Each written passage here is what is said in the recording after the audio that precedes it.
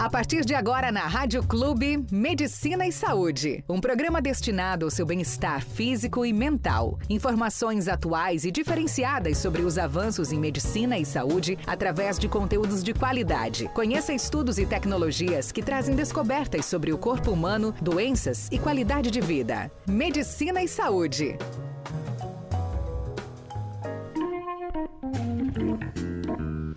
Olá, bom dia para você, tudo bem? Como é que está esta manhã linda de sábado? Hoje é dia 17 de agosto de 2024. Que manhã linda, temperatura gostosa, a promessa de um dia espetacular. A temperatura está na casa dos 20 graus, não temos previsão de chuva para hoje nem para este final de semana e a máxima vamos chegar aos 35 graus, ou seja, vai estar calor. E para a gente falar um pouquinho de calor, porque eu sei que ela gosta, deixa eu trazer já no nosso bate-papo Mônica, bom dia, tudo bem com você? Você que é uma apaixonada pelo calor. Eu sou. Bom dia, Cláudia, bom dia a todos os ouvintes. Eu adoro calor. Frio não é comigo não. Não? Então tá bom pra mim hoje. Tá bom pra você hoje, com certeza. Bora começar o nosso programa de hoje, Mônica? Porque olha só, pra você que está aí nos acompanhando pelas ondas do rádio, do 100.9, você que ainda está em nossas plataformas digitais, muito obrigada pelo carinho da sua audiência. E nós estamos no ar com o Medicina e Saúde. E hoje nós vamos falar sobre o tema extremamente importante, que é o aleitamento materno, celebrando o Agosto Dourado, mês dedicado à conscientização sobre a amamentação.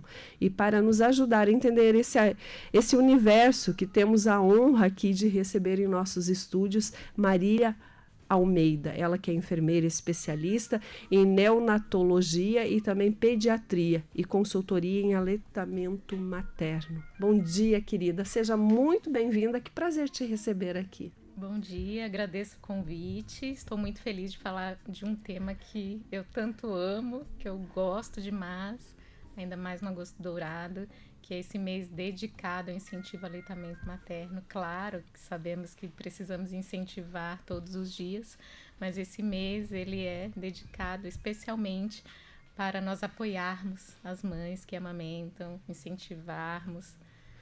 É importante falar sobre esse tema porque a gente vê que tem campanhas para tudo, né, Mônica?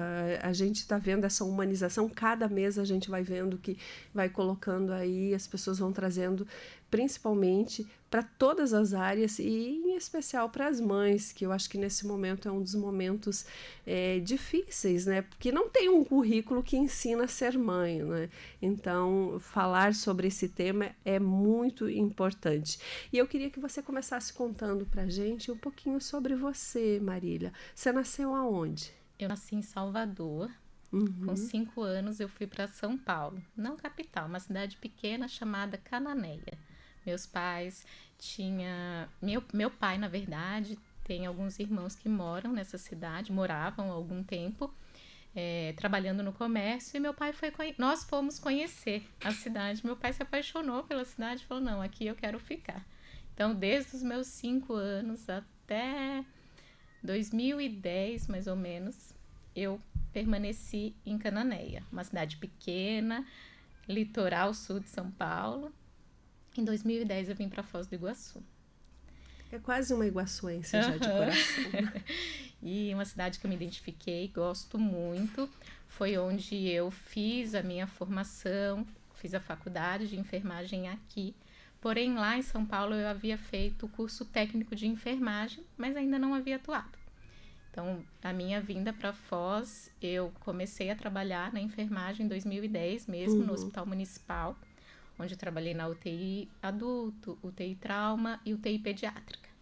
E aí começou minha trajetória com os bebês, porque foi um universo que eu me apaixonei e depois, posteriormente, tive a oportunidade também de trabalhar com recém-nascidos prematuros na UTI neonatal, em outra instituição.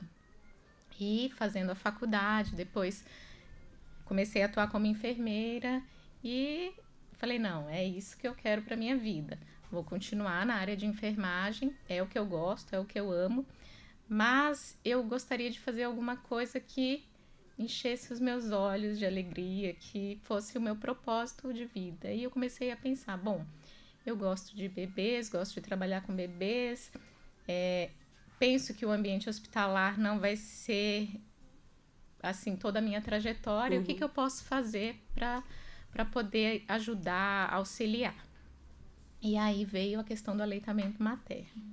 Fui fazer minha especialização em aleitamento materno e me apaixonei. E hoje é o que eu faço com muito amor, com muito carinho. Atender mães que têm dificuldade para amamentar, atender mães que precisam retornar ao trabalho e que legal que não vão parar de amamentar, porque hoje existe, eu vou voltar a trabalhar, eu preciso introduzir, por exemplo, a fórmula. Eu não vou conseguir, eu vou ficar o dia inteiro fora. E a gente sabe que é possível. Claro, é desafiador, mas é possível. É sim. possível. Mas, Marília, conta pra gente. Eu acho que na área da saúde, acredito que a Mônica deva compactuar com o que eu penso. Na área da saúde, para trabalhar na área da saúde tem que ter vocação, né, Mônica? Nós, no jornalismo, tem muito, é paixão, nasceu, eu gosto. Mas medicina, enfermagem, auxiliar, qualquer linha que venha trabalhar em hospital, trabalhar com a saúde, tem que ser vocação, porque senão não fica, né, Marília? Tem que gostar de cuidar, tem que se colocar no lugar do outro, porque a pessoa está muito fragilizada. Então, quando a gente fala de criança, a criança está ali, mas a família toda está fragilizada. Então, se você não tem esse tato, você não consegue se colocar no lugar de uma mãe, de um pai, como que você vai conseguir assistir aquela família? Porque quando a gente fala em adulto, a gente assiste o adulto, assiste a família também do adulto, mas a criança, em especial, é mais complexo, porque a família está fragilizada, estão todos muito tensos e a criança chora, porque chorar é como a criança que não fala, ela precisa chorar para se comunicar. Sim, é a forma de dizer, estou aqui, né? Quero comer, agora eu quero um colo. E é uma doação enorme, né? Você trabalhar na área da saúde, você está se doando o tempo inteiro, lidar com vida. É, né? vocação. Marília, mas antes de nós nos aprofundarmos na amamentação, você pode explicar para a gente um pouquinho sobre o Agosto Dourado e a importância dessa campanha para a saúde materno-infantil? O Agosto Dourado, esse nome dourado, não é por acaso. O leite materno, ele é padrão ouro.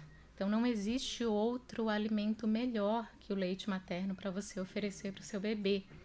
Então, lógico, nós sabemos que a indústria da fórmula vem com bastante força e faz muitas propagandas, mas o leite materno, ele é completo. Existem estudos que trazem que o leite que, por exemplo, eu sou mãe, o leite que eu produzo é específico para o meu bebê. Ele tem a questão da especificidade. Tudo que o meu bebê precisa, eu produzo. Diferente do que você produz para o seu bebê.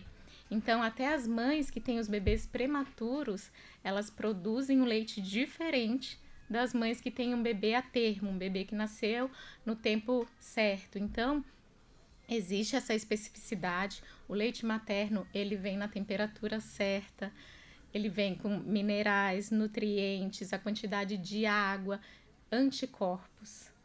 O leite materno, não existe outro alimento que proteja, que traga anticorpos para o bebê, para proteger de infecções, de alergias, diarreias. Então, a gente sabe que essas doenças, sim, podem causar a morte de muitos bebês. E a gente conseguindo trazer essa informação no sentido de não existe outro leite. O substituto do leite materno, que são as fórmulas, elas não são capazes de trazer anticorpos para o bebê, de protegê-lo contra esses tipos de doenças e tudo mais. Então, o leite materno até o 6º mês de vida, ele deve ser exclusivo. E nós moramos numa cidade quente, como Foz do Iguaçu, e existe aquela preocupação, mas será que meu bebê não está com sede? E o leite materno, ele tem uma quantidade de água suficiente para poder matar a sede do bebê. Então, quanto mais você amamentar, o bebê vai ficar nutrido e vai ficar saciado. Ele vai matar a sede do bebê. Então, essa história de chás, água ou qualquer outro alimento antes dos 6 meses não é indicada. É uma preocupação, mas que não existe outro alimento senão o leite materno. Acho que eu vou fazer um gancho aqui, Clau. Por favor, fique à vontade. Dizem que o leite, inclusive o leite materno, você estava falando da questão das fórmulas e tal, e quando a gente está falando de leite materno, a gente está falando de algo humano que se adapta. É isso também, diz que o leite também ele é inteligente, digamos assim, entre aspas, dependendo da fase do bebê, tem o colostro, tem o começo, né? O nenenzinho vai crescendo, vai mudando essa formulazinha natural e mágica, né? Humana, é isso? Sim, o leite materno ele vai se transformando. Então, quando o bebê nasce, os primeiros dias tem o colostro, que é um leite rico, muito rico em anticorpos. Nós falamos que é a primeira vacina do bebê. Não existe outra fase do leite que seja tão rica em anticorpos quanto o colostro. E aí as pessoas julgam, o colostro vem pouquinho, ele é mais viscoso, ele é mais ou menos dessa cor, amarelo para o dourado, mas ali é muito rico em anticorpos. O nosso corpo ele é muito sábio. Ele produz a quantidade pequena nos primeiros 3 dias, por exemplo. Por quê? O estômago do bebê é desse tamanho. Então, por que o nosso organismo precisa produzir uma quantidade grande de leite se nos primeiros dias eu tenho esse tamanho de estômago e depois ele vai crescendo? Ô Marília, para quem está nos assistindo, tá vendo o que você mostrou aqui. Ela tá com um material lindo, lindo demais. Adorei esse material. E ela mostrou uma bolinha aqui pequenininha pra gente identificar mais ou menos que tamanho que é isso, Marília. De 5 a 7 ml. O Moacir aqui do lado dizendo para o povo entender, é uma bolinha de gude, tal da bulita. Isso, desse tamanho popularmente mesmo. Conhecido como bulita. Esse é o estômago do bebezinho? Nos primeiros dias. Então não faz sentido eu ter um volume maior de leite. E depois a mãe vai produzindo leite de transição e depois o leite maduro. Então há essas fases de mudança do leite conforme o bebê vai desenvolvendo, vai crescendo, o estômago dele vai crescendo, e aí vem a fase da apojadura, que é a descida do leite. É uma fase desafiadora, porque o organismo ele produz uma quantidade de leite maior do que a necessidade do bebê. Por quê? Porque com o bebê vindo ao seio, o estímulo, o organismo da mulher entende, pelo estímulo, a quantidade de leite que ele precisa produzir. Então, existe mais ou menos uns 7 dias que vai ser de adaptação do corpo entender o que ele precisa produzir. E aí, sim, ele ajusta essa produção e o bebê começa a mamar a quantidade. E aí, a mulher vai produzindo, o bebê vai mamando. Porque é importante a gente frisar que as mamas, elas não são estoque. Então, a gente não vai estocar leite, até porque isso dá um problemão, leite parado. Então, nós somos fábrica. E eu acho que eu já vou entrar, já que ela falou de estoque, Clau, vamos entrar aqui num outro tema. Mas para você que sintonizou agora na Rádio Clube, a gente está conversando com a Marília Almeida, ela é enfermeira, consultora em amamentação e está dando muitas dicas e muito conhecimento aqui para passar para a gente. E a gente vai agora passar e vamos falar sobre o banco de leite humano em estoque, né? Eu trouxe um dado que a gente tem 225 bancos de leite no Brasil e mais de 200 de coleta, né? O banco de leite tem em Foz do Iguaçu, tem um trabalho super bacana, Marília. Quando a gente fala em amamentação, não tem como não falar no banco de leite, que faz coleta, pasteurização, enfim, armazena isso. Como é que funciona? Qual a importância disso, inclusive, para os neonatos, né? As criancinhas que nasceram, enfim, a importância desse leite para os bebês e para os neonatos. Então, o banco de leite humano, ele apoia, incentiva a amamentação. E ele é um suporte para os municípios que têm o banco de leite, que têm os postos de coleta. O Brasil, ele é o país que tem a maior rede de bancos de leite do mundo. Então, nós temos essa equipe disposta para atender a população. Então, se a mãe tem dificuldade para amamentar, o banco de leite está à disposição para poder ajudar. Existem profissionais de altíssimo nível nos bancos de leite para poder auxiliar essa mãe, para poder ajudar. E, como a gente diz, cada gota importa. Então, por que eu poderia jogar o meu leite, mesmo que seja uma gota aqui, uma gota lá fora, se eu posso armazenar e doar esse leite? Então, a gente compara a doação de leite materno com a doação de sangue, por exemplo. É um ato de altruísmo, você doar algo para salvar a vida de outra pessoa. E só quem trabalha com banco de leite, quem já esteve numa UTI neonatal, seja como profissional ou como mãe ou pai de um bebê prematuro, entende a importância do leite materno numa UTI neonatal, por exemplo. Cada gotinha. Inclusive, eu tenho um dado que uma das principais causas de morte de neonato, quero que você me confirme isso, é o baixo peso. E aí o leite é fundamental. Porque as crianças, elas nascem 450, 500 gramas e nós, graças à tecnologia, a medicina avançou muito, esses bebês, eles têm uma chance, sim, de se recuperar e de ficar bem. Lógico, é um trabalho, eles ficam alguns meses dentro da UTI e o melhor alimento para esses bebês receberem é o leite materno. Você imagina um sistema gastrointestinal imaturo, porque o bebê que nasce a termo, ele já tem esse sistema imaturo até o 3º mês de vida. Por isso que surgem as dificuldades de soltar pum, vem a cólica, e isso tudo é por causa da imaturidade do tubo digestivo. Você imagina um bebê que era para nascer de 38 semanas em diante, ele nasce com 30, 29 semanas. Nossa. Então, além do pulmão, a imaturidade pulmonar tem a imaturidade do sistema gastrointestinal. Então, como que esse bebê recebeu uma fórmula que não é preparada, esse tubo digestivo não é preparado para receber uma fórmula. E o leite materno dessas mães doadoras fazem muita diferença. Então, algumas mães pensam, não, mas eu preciso... Esse frasco de vidro, que é o frasco que o banco de leite disponibiliza para armazenar o leite, eu não tenho leite para encher esse frasco. Mas, como eu disse, cada gota importa. Tem bebês na UTI Neo que iniciam com 1 ml de leite a cada 3 horas, por exemplo. Então, a mãe tem um tempo para armazenar esse leite. Não o pessoal do banco de leite tem essa disponibilidade de ir até a sua casa, te orientar como fazer essa coleta e buscar esse leite. Você não precisa se deslocar, porque tem mães que não conseguem mesmo se deslocar até o banco de leite. E o banco de leite vai até a tua casa, te orienta, deixa o material e depois vai lá buscar o leite. Então, não tem uma quantidade mínima, não tem, eu consegui 20, 30, 50, 100 ml, enfim. E, como eu disse, o nosso peito, ele é fábrica. Quanto mais estímulo tiver do bebê mamando e de você fazendo a ordenha, você vai produzir. Então, aquela história, mas será que meu bebê vai ficar sem leite? Muito pelo contrário, você vai produzir mais e mais. Ô Marília, dentro desse assunto, a gente vê muitos mitos e verdades, né? Agora, eu gostaria, para a gente desmistificar alguma dessas questões, eu queria porque a gente ouve muito, a tal da internet, então, agora é um absurdo, né? Existe leite fraco? Até quando o bebê deve ser alimentado exclusivamente com leite materno? E olha quantas perguntas. E se a alimentação da mãe tem alguma coisa a ver em relação do que a mãe deve ou não comer? Vamos iniciar aí pelo começo. Leite fraco não existe.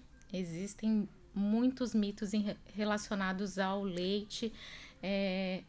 Tem gente que fala que o leite vai virar água, que o leite não sustenta o bebê, que o bebê chora muito porque, além de fraco, é pouco. E as mães, nesse período do puerpério, elas estão fragilizadas. A gente precisa de uma boa rede de apoio para acolher essa mãe, para que a amamentação seja possível.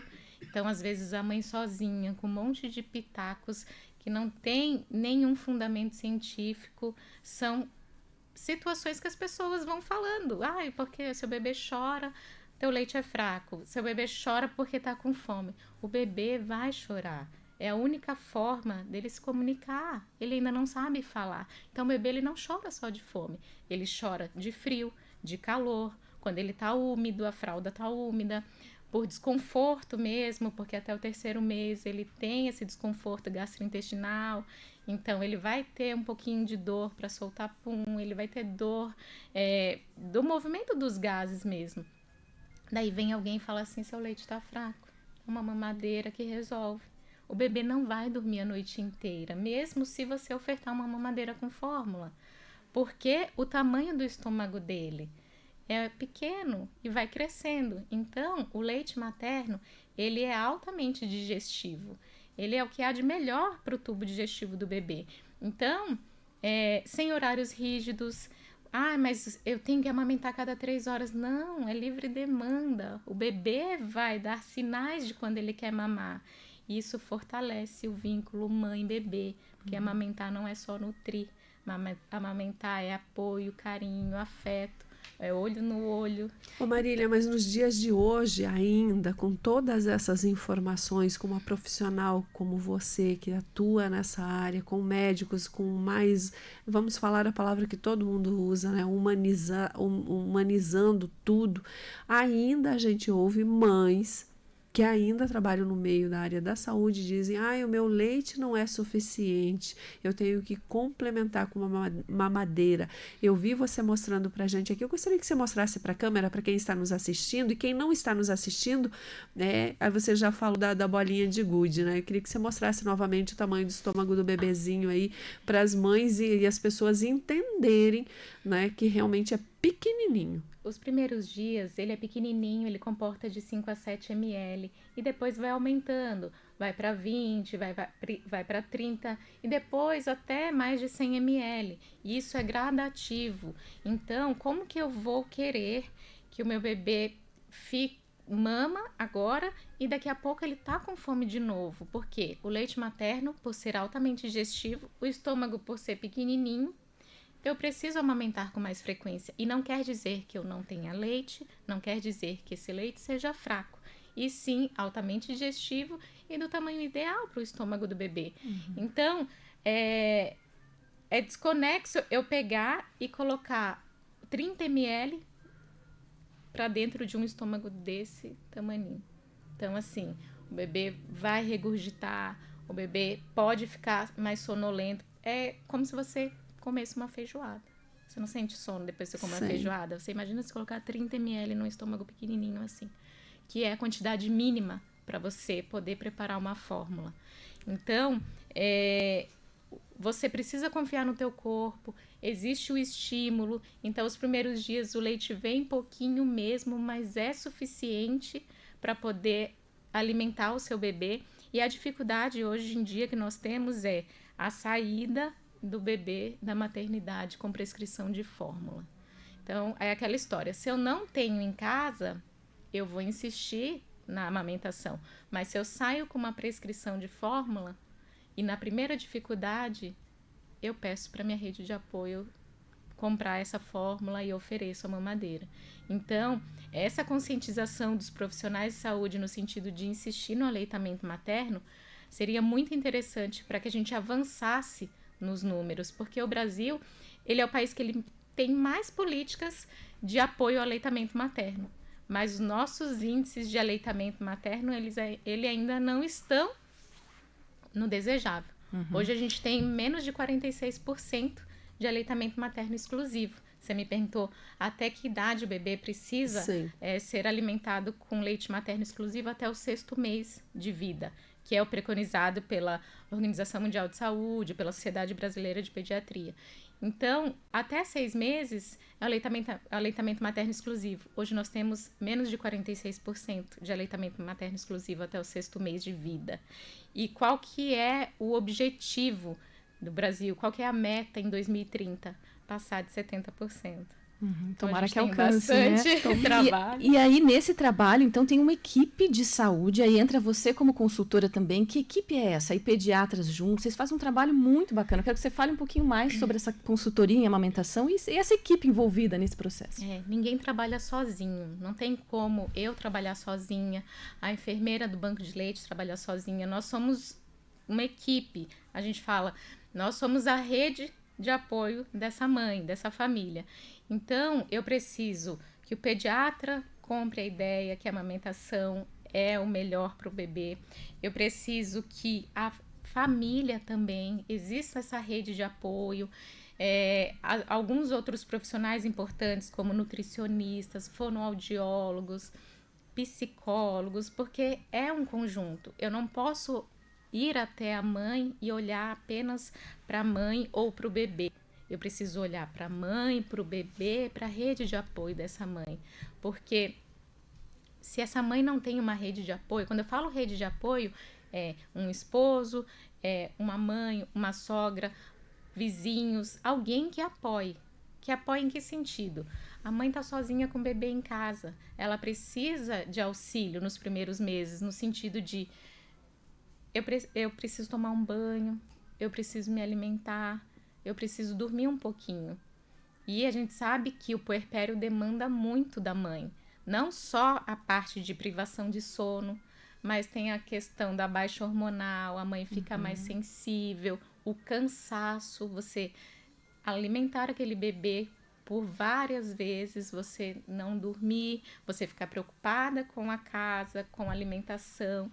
Então, existe todo um contexto que a gente precisa ver, entender e apoiar essa mãe.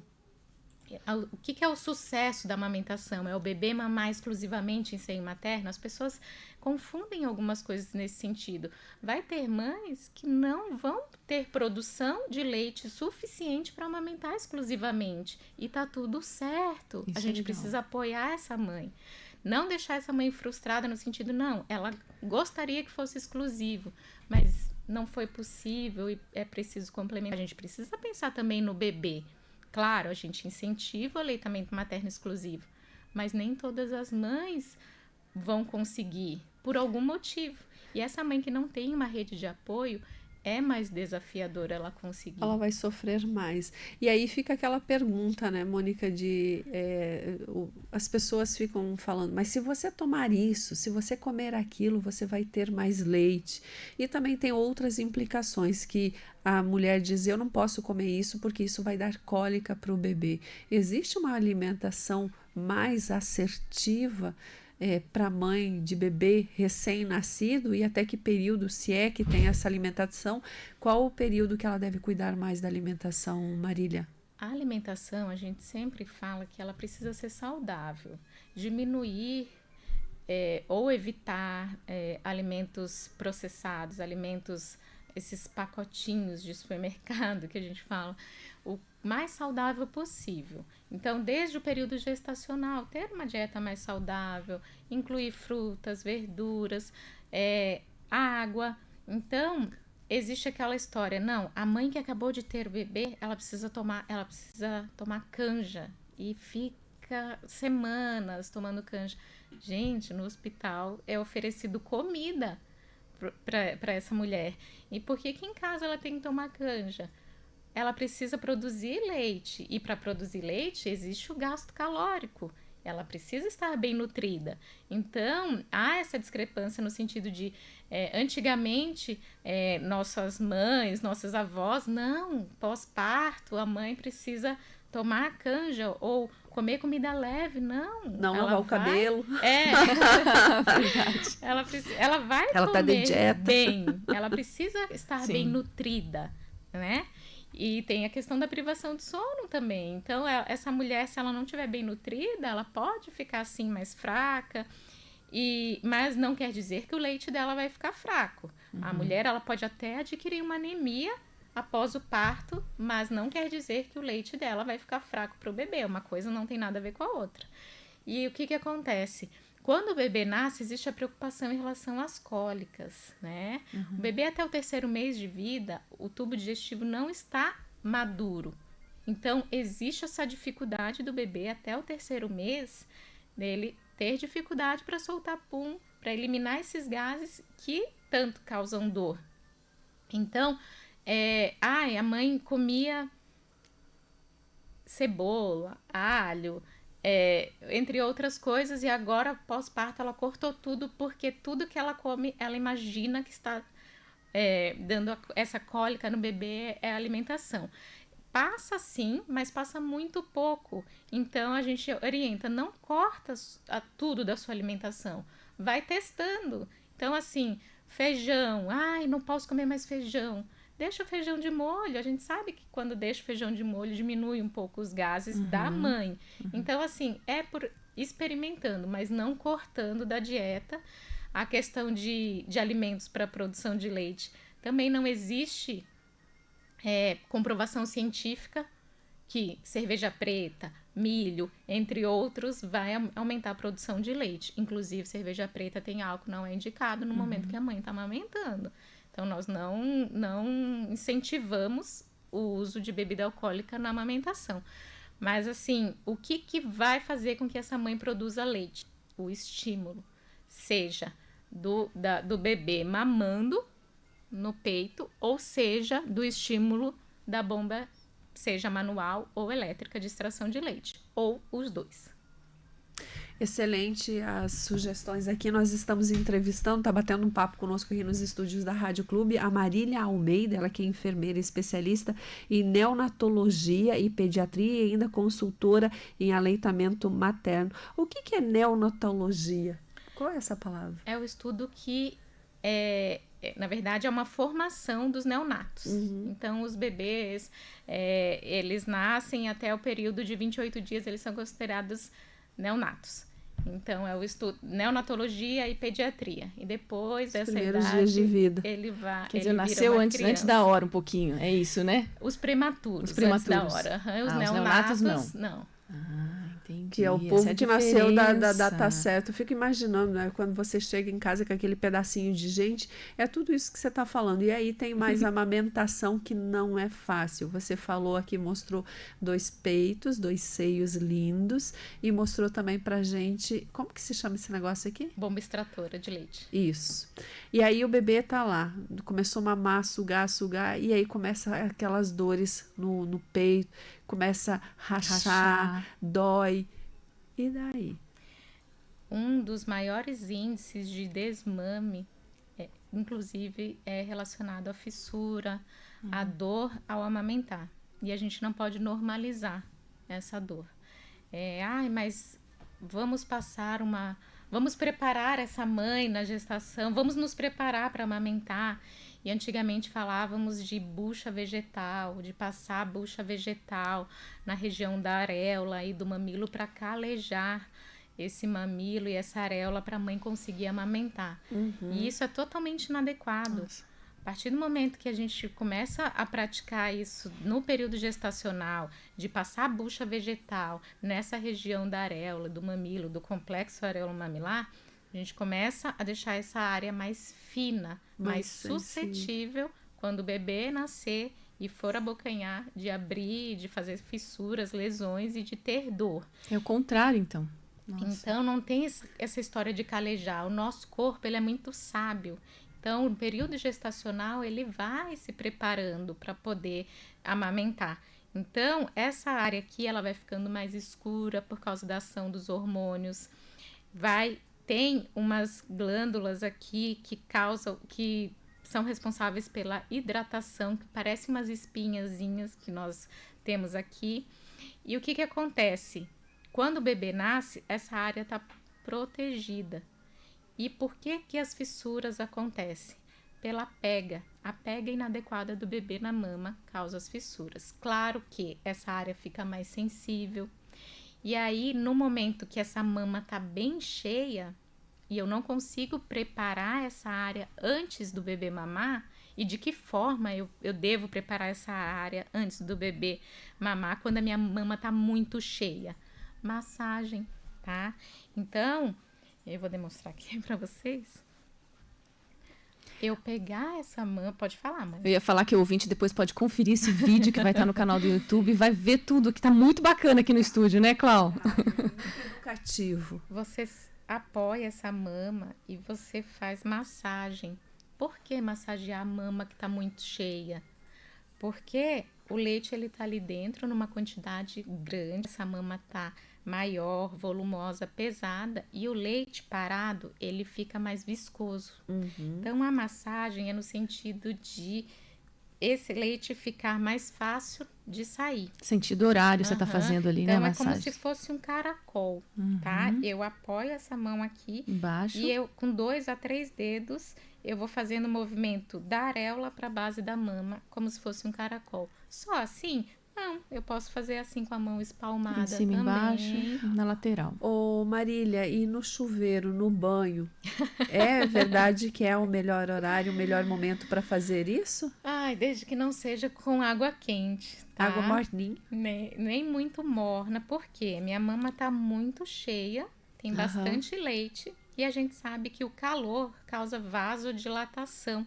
e eu vou produzir mais leite. Mas eu não quero. Eu quero sim a produção de leite, mas nesse momento da descida do leite, eu preciso o quê? Eu preciso de conforto, eu preciso colocar meu bebê na posição certa para mamar, porque só assim eu vou conseguir extrair esse leite e meu organismo entender o quanto meu bebê precisa para mamar.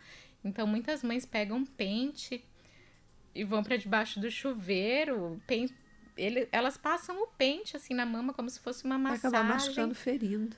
E com a água quente não é indicado compressa morna nem banho quente nas mamas. Mas tá inverno, a gente vai ver que próximo final de semana vai esfriar e eu não consigo tomar banho morno para frio. Então, deixa a água quente cair nas tuas costas, não nas suas mamas. Ficar de costas para o chuveiro é uma boa técnica para essa água quente não pegar direto na mama e não piorar esse processo da descida do leite, das mamas muito cheias. E se deu fissura? Eu ia te perguntar, você está falando da massagem, mas assim, se aconteceu, de repente, de ter a fissura, como é que funciona? Porque você falou da questão da dor, eu achei tão interessante isso, né, Clau?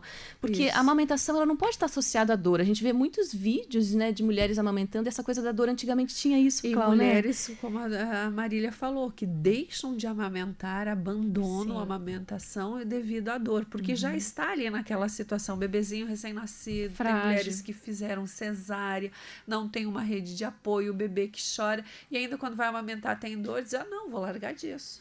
E quem já teve dor sabe o quanto dói.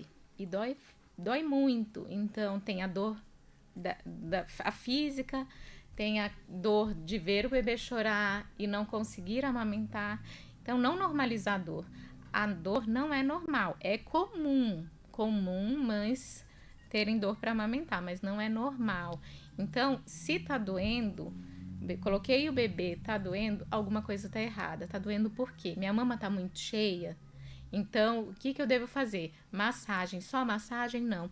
Toda mãe precisa aprender a fazer ordenha de alívio, que seria o quê? Eu aprender a remover leite da minha mama, sozinha.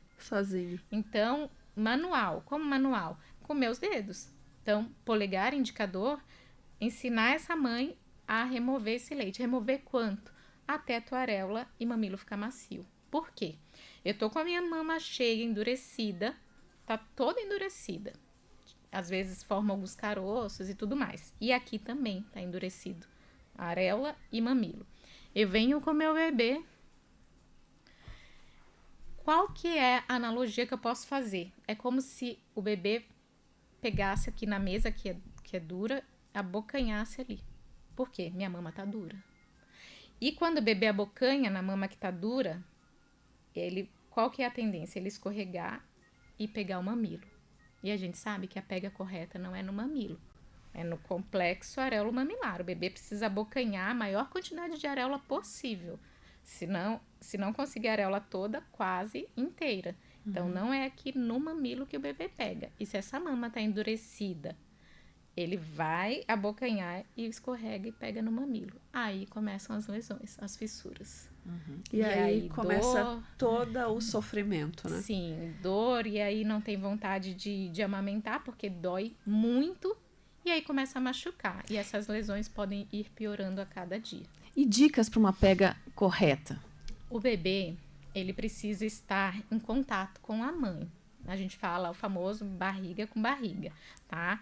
Então, existem diversas posições que a gente pode posicionar o bebê. Depende do tamanho da mama, depende... Não existe a melhor posição. Qual que é a melhor posição, Marília? A melhor posição é que a mãe e o bebê estejam confortáveis e que a pega esteja certa, tá? Então, você pode ver várias posições, desde a tradicional, a cavaleiro, que é o bebê como se tivesse cavalinho assim mesmo... A invertida, que simula assim. Então, bebê assim... quase embaixo do braço, né? Literalmente embaixo do braço. E você só com a cabeça posiciona, na mão, né? Posicionando para mamar. Eu adoro essa posição. Ô, Marília, porque mas mais controle. Tem alguma sugestão ou dicas da preparação para esse peito, para amamentação, já que tem esse negócio que o pessoal fala de esfregar a bucha? Esse a gente já sabe que não pode, mas tem alguma outra? Por exemplo, tomar sol da manhã, tomar solzinho, alguma coisa assim, ou é tudo mito, pelo amor de Deus? Antigamente falávamos, a mãe ficava exposta no sol um tempão, e aí hoje em dia a gente não orienta a ficar exposto no sol, de jeito nenhum passar bucha vegetal. Qual que é a preparação que essa gestante tem que ter para ter uma amamentação tranquila e tudo mais? Orientação. Ela ter conhecimento baseado em evidências e não em achismos, não em mitos. Então, durante o período gestacional, não é recomendado esfregar essas mamas. Isso também pode ocasionar um trabalho de parto prematuro.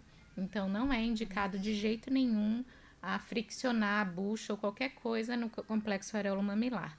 Outra coisa que está muito em alta é pomadas. Uso de pomadas para prevenir fissuras. Também não é indicado nem pomadas, nem hidratantes nesse complexo areolo-mamilar. Puxa. Tá? A gente sabe que a mama aumenta o volume, tá suscetível a estrias, não é o que nós mulheres queremos. Posso passar, sim, no corpo da mama hidratante? Claro, deve. Mas no complexo areolo-mamilar, não. A gente sabe que o hidratante deixa a pele mais fina. Sim. E a gente não quer que essa pele fique mais fina e deixa a parte hormonal resolver essa questão de preparo ali do complexo areolo-mamilar. Aí, depois que o bebê nascer, vier a pojadura, que é a descida do leite, aí sim, massagem e a ordenha de alívio para deixar essa área macia para o bebê conseguir fazer a pega certa. Entendemos o que não pode. Agora deu a fissura. Tem alguma coisa que passa? Secar com o secador? Bora lá. Olha, essa área com fissura é uma porta de entrada, é uma área aberta, né? Então, a gente não diz que a mãe precisa parar de amamentar quando faz a fissura. Claro que tem mães que têm umas lesões significativas e que elas não conseguem mesmo amamentar até que haja a cicatrização. Existem algumas pomadas no mercado, como lanolina, é uma pomada excelente para cicatrização, porém, bebê que está mamando no peito, para você poder utilizar esse tipo de pomada, é interessante você remover a cada mamada. Mas é uma pomada que ela é uma cera, ela fixa muito, e para você remover a cada mamada, pode sim ficar vestígios dessa pomada. E esses vestígios, quando o bebê vier a abocanhar, eles podem escorregar e continuar a lesão no mamilo. Então, para cicatrização das fissuras, o que eu e várias consultoras de amamentação indicam e que a gente sabe que dá certo porque a gente vê o resultado. O próprio leite do peito.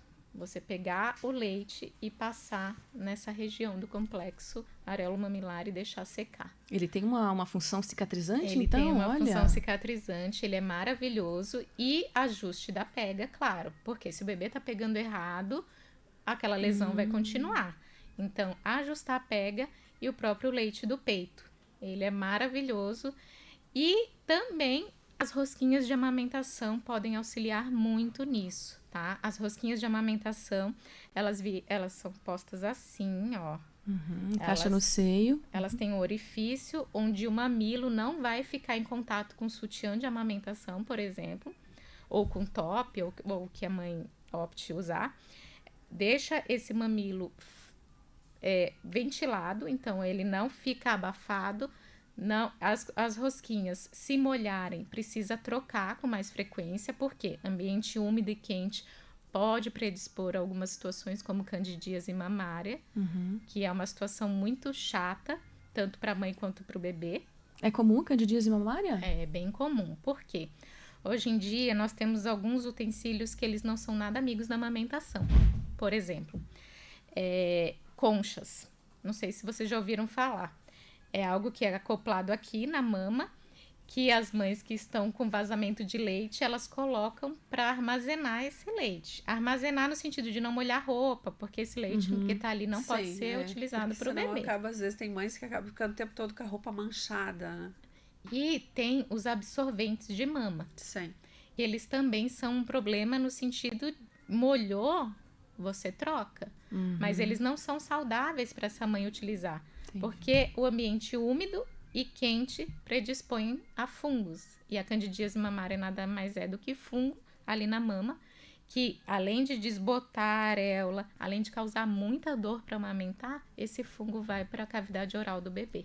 E aí tem que tratar os dois. Então, a indicação é usar a rosquinha. A rosquinha aí, é tudo de bom. Exatamente, e também tirar, né? Depois eu vou te perguntar, porque eu sei que a Mônica tem uma outra pergunta, depois eu vou perguntar para você em relação a essas ordenhadeiras, essas que são manuais e as elétricas, né? Qual é a melhor? Deixa eu só pontuar a nossa audiência, que agora são 8h41, e nós estamos entrevistando aqui eu e a Mônica, minha colega de bancada, a Marília Almeida. Ela é enfermeira especialista em neonatologia e pediatria e ainda consultora em aleitamento materno. Mônica, eu sei que nós já estamos bem avançadas, porque já são 8h42 e a gente tem muita pergunta ainda para Marília. Mas eu sei que tem o tal do retorno do trabalho, né? Esse é cruel. Pois eu acho que antes do retorno do trabalho, Cláudia, o que você acha? Eu vou inverter aqui. Eu acho que eu vou perguntar para Marília os benefícios da amamentação prolongada para a mãe. Né, que a gente falou né, a gente até tinha comentado antes, enfim, eu tenho alguns dados aqui, né? Então, a mãe que amamenta tem menores taxas de hipertensão, redução de gordura na corrente sanguínea, prevenção de doenças cardiovasculares e, segundo o Instituto Nacional de Câncer, a redução do risco de câncer de mama em até 6% ao ano. Então, quero que você fale um pouquinho mais sobre isso, Maria. Mama, ovário também, reduz a questão de hemorragia pós-parto, por causa da contração do útero. Então, a mãe, ela também retorna ao peso mais rápido. Então, tem aquela preocupação, engordei tanto na gestação, e agora? A amamentação, a mãe tem um gasto energético, um gasto calórico maior. Então, previne essas doenças. E são tantos benefícios, além desses benefícios para a saúde, a questão do vínculo mãe-bebê. Então, essa mãe que amamenta, ela constrói esse vínculo com o bebê, diferente da mãe que não amamenta. Então, ela é o suporte, ela é o carinho, o afeto. E, claro, nós temos dados, nós temos estudos que sim, que a mãe amamentar, isso é benéfico para a saúde dela, no sentido de reduzir taxas de câncer, como você falou, de mama, de ovários. Então, reduzir também, a gente sabe que a hemorragia pós-parto, ela pode sim causar alguns problemas sérios ou até a morte dessa mãe. Então, você imagina, você conseguir reduzir esse índice de morte materna também é muito bom. Fora os benefícios para o bebê, que são inúmeros. Verdade. Você quer perguntar, Cláudia? Eu também fiquei curiosa dessa sua pergunta aqui. Vamos para essa, depois a gente... Vamos. Olha só, eu já peguei, né? Porque eu já tinha que colocar a mão. Deixa eu mostrar aqui para os nossos... para quem está nos assistindo e para quem só está nos ouvindo, para ter dimensão. Existe essas... como que é o nome disso aqui? Bomba extratora de leite. Bomba extratora de leite. Essa que eu tenho aqui é manual. Marília, conta para nossa audiência em relação à manual e à elétrica. Quais são as diferenças, os benefícios? Eu já amamentei, não dói. Para mim, doía. Conta, eu devia estar fazendo errado. A bomba extratora, ela é uma aliada, principalmente para as mães que desejam retornar ao trabalho e manter a amamentação. Claro que muitas mães, durante a gestação, ficam preocupadas, compram a bomba extratora para compor o enxoval, e aí vem a descida do leite, elas querem usar na descida do leite. Não é indicado nesse período da descida do leite, por quê? A bomba extratora, ela simula o trabalho que o bebê faz de sucção. Não é igual, nem de longe. Mas o bebê é por estímulo. Então, o bebê mama no peito, envia esse estímulo para o cérebro e o cérebro devolve para poder produzir o leite. Então, é hormonal. A bomba extratora, existe o estímulo, mas não existe a boca do bebê e tudo mais, mas existe esse estímulo. E por qual que eu devo adquirir, manual ou elétrica? A manual, ela pode ser utilizada com a mesma finalidade que a elétrica, extrair o leite. É preferência. Tem mães que preferem... sensibilidade humana também. Você que vai estar fazendo, apertando para fazer saída do leite, e a elétrica só coloca ali e puxa. A manual, há quem goste. Eu já atendi mães que gostavam mais da manual do que da elétrica. Só que existe o trabalho de você ficar manuseando. Sim. Diferente da elétrica. A elétrica faz sozinha. Hoje em dia nós temos algumas elétricas que a gente fala mãos livres, que ela fica ali acoplada no sutiã, você vai fazendo as coisas em casa e ela vai trabalhando. Bem pequenininha, eu já vi que colocam dentro do sutiã, dupla, pega, liga, coloca, faz... E aí você vai fazendo as coisas. Barulhinho super... Claro que existem as modalidades de sucção, tem umas que fazem a massagem primeiro e depois fazem a sucção, mas a todas... premium. Todas têm a finalidade de extrair o leite. E quando que a mãe deve extrair esse leite? Quando está na pojadura, na descida do leite? Não. Porque nesse momento o teu organismo tem que entender qual que é a necessidade do teu bebê. Isso, a pojadura, isso aí no início. A descida do leite, quando a mama fica bem período? A partir do 7º dia, por aí. Depende do parto. Parto normal, parto cesárea. Cesárea às vezes demora um pouquinho. Mães de parto normal, às vezes entre o 3º, 4º, 5º dia, tudo depende do tipo de parto, do tipo de estímulo também. Então, a amamentar na primeira hora de vida, isso que a gente fala a hora dourada. Então, você proporcionar que esse bebê seja amamentado na primeira hora, isso pode influenciar muito na amamentação e otimizar. Então, não conseguiu na primeira hora, mas nas primeiras 48 horas são muito importantes. Mas a primeira hora, não consegui, o bebê não quis mamar na primeira hora, mas só o contato pele a pele, você colocar esse bebê no tórax da mãe e proporcionar esse momento da mãe com o bebê, claro que o bebê precisa estar bem para que isso aconteça. É um preditivo de que a gente pode sim ter um sucesso na amamentação. Então, as bombas extratoras vieram para auxiliar, no caso, esse retorno ao trabalho mesmo, que é estoque de leite, que é a mãe amamentar o seu filho enquanto está em casa e no trabalho ela conseguir fazer essas ordenhas para fazer o estoque de leite. Então, já que você falou de trabalho, né, falamos dos benefícios da amamentação para o bebê, para a mamãe, e agora sim, se a mãe retorna para o trabalho, como é que funciona o desmame? Tem muitas dúvidas com relação a isso e quase não se fala do desmame. Marília, o que você tem a falar sobre isso? Então, retornar ao trabalho, Mônica, não quer dizer que a mãe precisa desmamar. Claro que a gente precisa entender toda uma logística, onde essa mãe trabalha, se existe um ambiente para essa mãe fazer a ordenha, porque a gente sabe que a nossa realidade não são todas as empresas que têm uma sala que a mãe possa extrair o leite e possa armazená-lo. Não é só extrair, ela precisa armazenar o tempo que ela está ali no trabalho para depois levar esse leite para casa e manter o seu estoque. Existe toda uma logística, então a gente sabe que em alguns locais existe só o banheiro para a mãe fazer isso. E eu, como profissional do aleitamento materno, eu não posso pedir para essa mãe fazer essa ordenha de um leite que ela vai oferecer para o bebê num ambiente insalubre como um banheiro. Com certeza. Então, às vezes, infelizmente, por falta de estrutura dessa empresa, essa mãe não possa continuar o aleitamento materno. Mas não existe por lei um ambiente para que a mãe está amamentando só até os 6 meses mesmo? Não existe uma lei que protege uma mãe que amamenta pelo menos, se a mãe decidir amamentar até 1 ano, 2 anos, para que essa mãe tenha um lugar para amamentar essa criança dentro da empresa? Ou ser liberada para ir para casa para amamentar o filho? Liberada, sim. Então, nós sabemos que a realidade da CLT, as mães retornam ao trabalho aos 4 meses e os funcionários públicos 6 meses, né? Então, o que é preconizado? 6 meses de aleitamento materno exclusivo.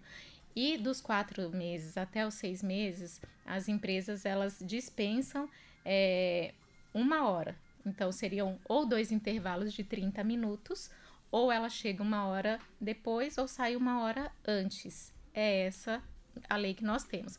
Mas a gente seria um sonho as empresas, toda empresa que tivesse uma sala, e não precisa muito, que fosse uma sala que tivesse uma geladeira, uma poltrona e uma pia. Já ajudaria muito, né? Por quê? Para ela higienizar as mãos, para ela sentar com o seu material, com a sua bomba extratora, fazer essa ordenha e armazenar no freezer esse leite para depois ela levar para casa. Mas Marília, e assim, e com relação ao desmame, eu posso fazer um desmame que seja saudável? Como é que é esse processo? Você como consultora faz esse trabalho, assim, é passo a passo esse desmame, né, para que seja bom para a mãe e para o bebê? Porque é doloroso.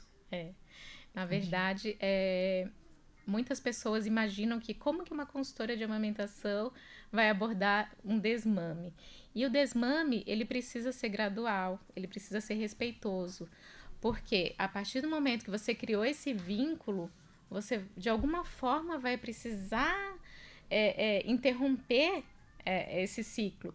E, infelizmente, essa interrupção abrupta pode causar e causa muitos traumas no bebê, na criança. Então, você criou um vínculo afetivo e você, da noite para o dia, você encerra esse ciclo. Então, existem muitas famílias que acabam encerrando abruptamente a amamentação e isso pode causar malefícios a longo prazo. Então, eu faço a consultoria de desmame, mas assim, eu sempre oriento a mãe, não vai ser do dia para a noite, vão ser semanas, pode durar mais de 1, 2, 3 meses para que possa acontecer.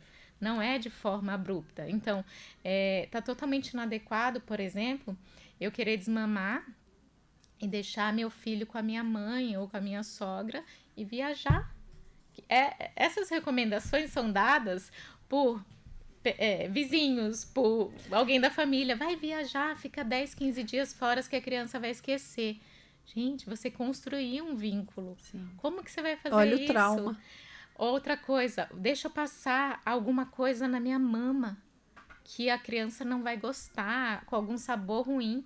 A criança associou aquilo como prazeroso. E aí, você vai lá e coloca algo ruim para causar aquele distanciamento, para a criança não ficar interessada. Ou ainda pior, a criança que é um pouquinho maior, que tem um pouquinho de entendimento, você pegar e simular um machucado ou dizer que aquela mama está machucada.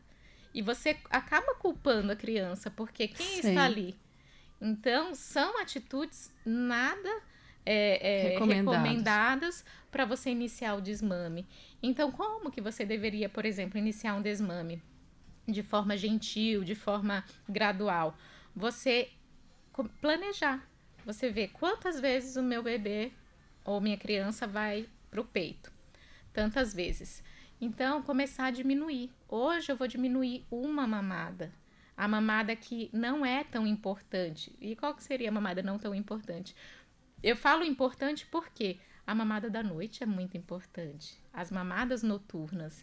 Então, eu não posso começar pelas mamadas noturnas, certo?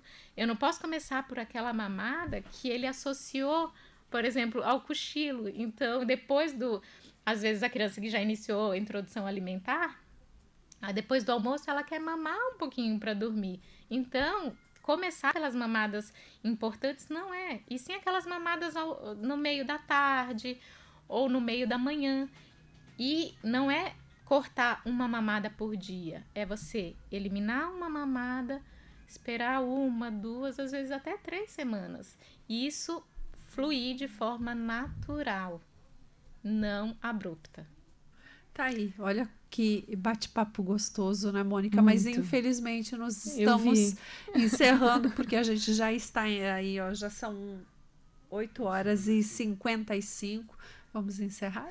Vamos agradecer. Que vontade de ficar mais aqui, né, Cláudia? Tem mais perguntas, mas infelizmente vamos depois gravar um vídeo aqui com a Marília para deixar algumas outras coisas para nossa audiência. Então, agradecer, Marília, a sua vinda aqui, Marília Almeida. Foi um prazer enorme, né, você compartilhar esse conhecimento com a gente. Eu tenho certeza que o ouvinte também adorou, como nós aqui, né? Ficaríamos mais tempo. Muito obrigada. Eu que agradeço. Muito obrigada pelo convite. E agradeço vocês a audiência. Peço que fique sintonizado na 100.9 FM. Tem muita informação, muita música de qualidade. Continue sintonizando. E se você perdeu essa entrevista, acesse as plataformas digitais da Rádio Clube FM e assista tudo. Assista o vídeo que está muito bacana. Tá bom? Muito obrigado, bom final de semana e até a próxima. É isso aí, tchau.